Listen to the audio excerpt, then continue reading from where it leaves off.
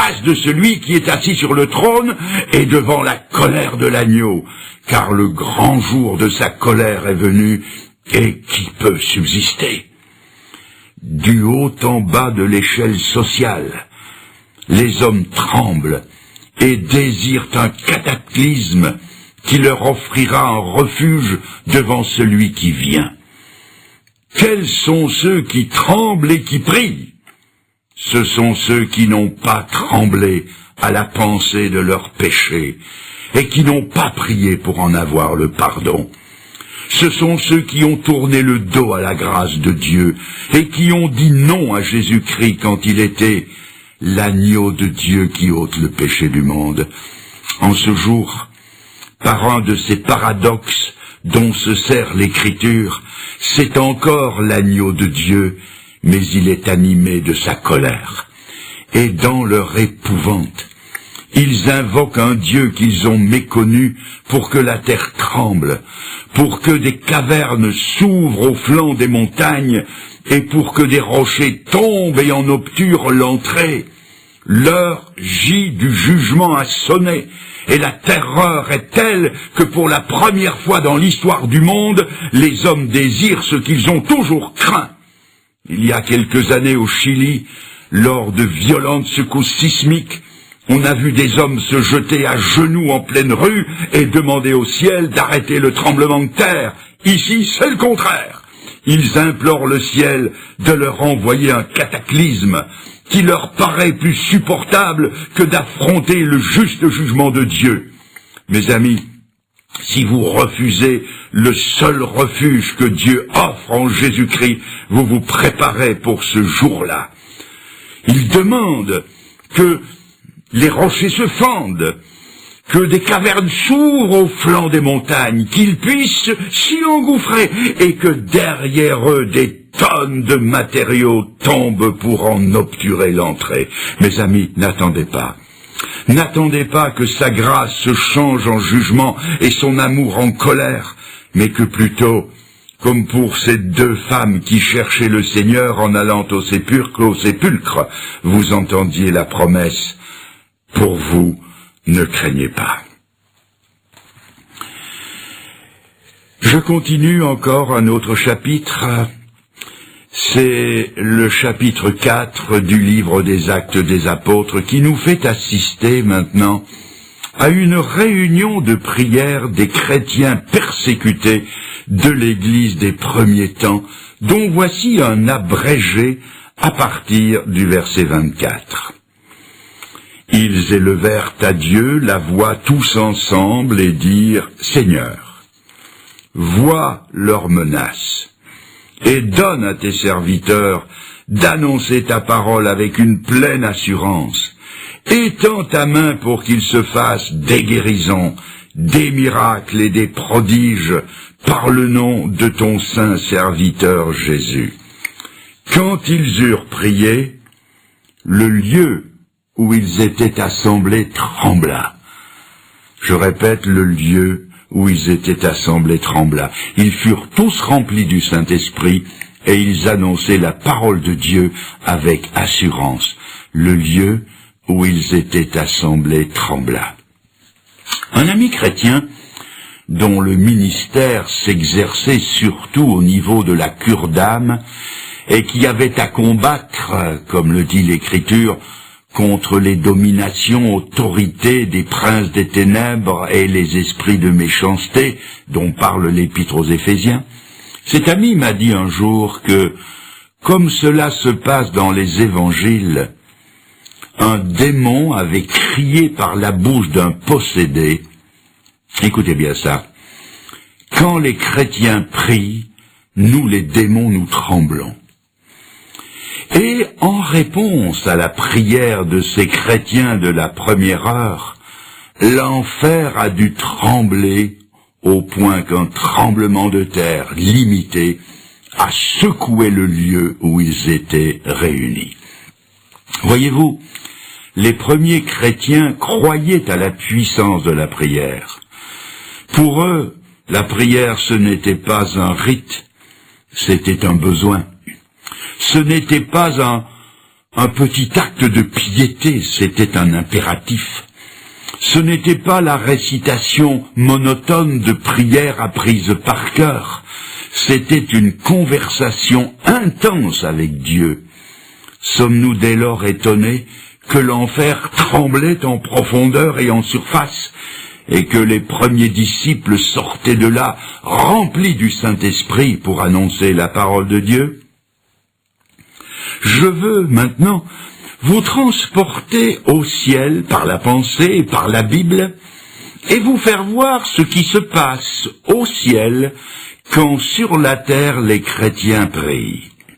Dans l'Apocalypse, au chapitre 8, versets 3 à 5, l'apôtre Jean nous transmet une vision céleste empruntée en partie à l'Ancien Testament. Je lis. Je vis les 7 anges qui se tiennent devant Dieu, et un autre ange vint, et il se tint sur l'autel, ayant un encensoir d'or.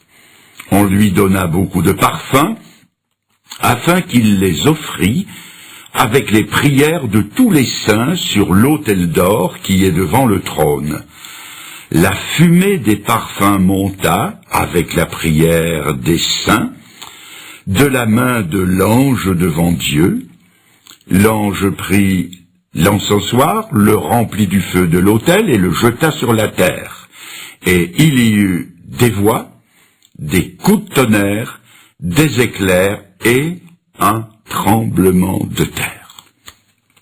Dans cette vision, on voit un ange qui représente le seul médiateur entre Dieu et les hommes, qui est Jésus-Christ, selon ce qu'en dit 1 Timothée, chapitre 2, verset 5.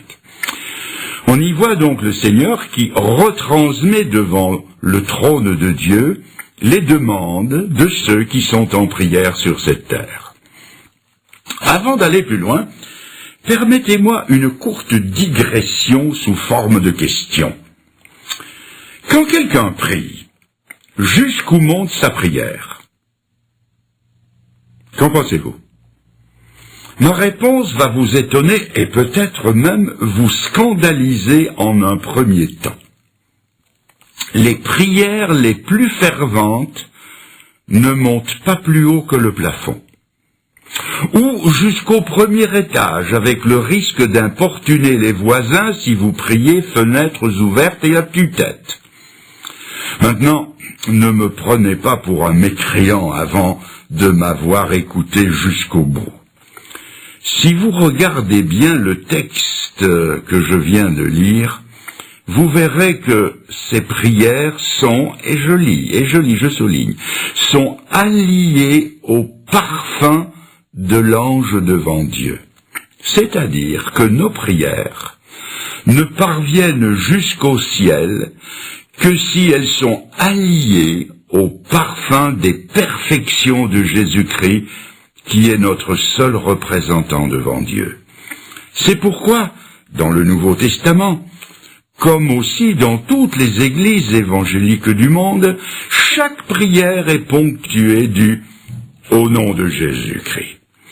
Ce n'est pas là une formule magique, c'est la foi en la valeur de l'unique médiation de Jésus-Christ. Et ainsi fait en son nom, les prières les plus secrètes, traversant les espaces intersidéraux, sont en temps réel, comme on dit aujourd'hui, entendues devant le trône de Dieu, parce qu'elles sont faites au nom de Jésus-Christ, notre seul représentant devant Dieu. C'est ce qui s'est passé en Apocalypse 8. Et la réponse est venue sous forme de voix, de coups de tonnerre, d'éclairs et d'un tremblement de terre. C'est ce qui s'est passé en Acte 4, évoqué plus haut, où le lieu où ils étaient assemblés trembla, où ils furent remplis du Saint-Esprit. C'est ce qui s'est passé en Acte 16, où, dans la sombre prison de la ville de Philippe en Grèce, Paul et Silas, battus jusqu'au sang et enchaînés, priaient et chantaient les louanges de Dieu. Et en réponse à ces prières, non seulement l'enfer a tremblé, mais un tremblement de terre a secoué la ville, au point que les chaînes des prisonniers se sont descellées, et que les portes de la prison sont sorties de leurs gonds, et qu'en finale le geôlier, toute sa famille, et tous ceux qui étaient avec lui dans sa maison se sont convertis au Seigneur. Quelqu'un me reprochera peut-être d'évoquer des faits réels, peut-être, mais dépassés et n'ayant aucun équivalent dans notre monde d'aujourd'hui. Quelqu'un dira ou pensera que je suis vieux jeu et poussiéreux comme une salle de musée. Peut-être même que quelqu'un ironisera en me posant une question pertinente en rapport avec le sujet traité, et me disent, si je suis un jour incarcéré à la prison la plus proche, et ici je pourrais invoquer, puisqu'on est à Paris, la prison de Fresnes, et que du fond de ma cellule, je me mets à prier Dieu pour que, comme vous le dites, au nom de Jésus-Christ, les portes de la liberté, est-ce que ces portes de la liberté me seront-elles ouvertes par un tremblement de terre? Et vous me dites, c'est bien ce que vous avez dit, non? Ma réponse est celle-ci. Mes amis, il y a plus et mieux que de prier pour sortir de prison par un tremblement de terre. C'est de prier pour ne pas aller en prison. Et croyez-moi, tous ceux qui y sont ne le sont pas pour avoir trop prié. Et il est certain que s'ils avaient prié un peu plus, ils n'y seraient pas en prison.